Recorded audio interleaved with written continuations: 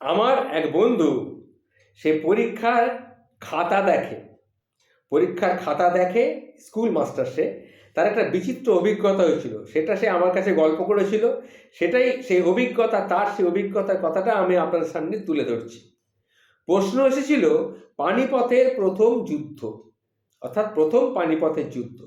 তা একটি ছাত্র তার পাতায় দুটো তরবারি এঁকেছে, দুটো তরবারি এই গুণিতকের চিহ্নের মতো, এবং তরবারির নিচে লিখেছে সে ঝনাত ঝং ঝনাত ঝং, অর্থাৎ তরবারি দুটো আঘাতে আঘাতে ঝনাত ঝন আওয়াজ হচ্ছে।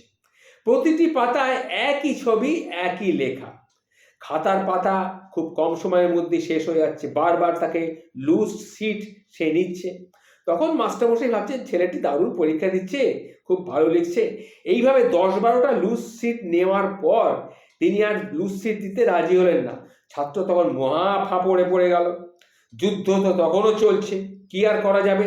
ছাত্র তখন উত্তরপত্রের শেষে লিখতে বাধ্য হলো যে লুজ সিটের অভাবে পানিপথের প্রথম যুদ্ধ অসমাপ্ত রহিল।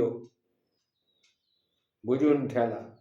এই লেখাটি পাঠিয়েছেন, তার নাম হচ্ছে উজ্জ্বল বক্সী। ঠিক এইরকম আরেকটি ঘটনা সে আমাকে বলেছিল। সেটা হচ্ছে প্রশ্নপত্রে এসছে বায়ুমণ্ডল কাকে বলে। ছাত্র লিখেছিল মণ্ডল পাড়ার উপর দিয়ে যে বায়ু প্রবাহিত হয় তাকে বলা হয় বায়ুমণ্ডল। আমি চাকরিতে জয়েন করার পর আমার সহকর্মীদের মাধ্যমিকের খাতা দেখার এটা বাস্তব অভিজ্ঞতা, এটা আমি বলেছিলাম। এটা আবার লিখেছিলেন আর একজন, তার নাম হচ্ছে কেয়া রায়চৌধুরী।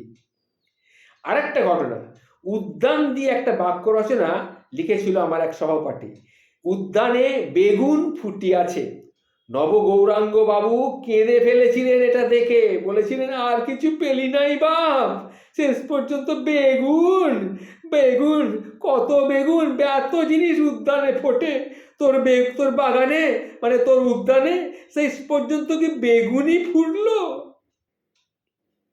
বুঝিয়ে দেখুন, এই লেখাটা যিনি লিখেছিলেন তার নাম হচ্ছে সুধাকর দাশগুপ্ত। এগুলো হাসির কথা, আপনাদের সামনে একটু তুলে ধরলাম, একটু হাঁচুন।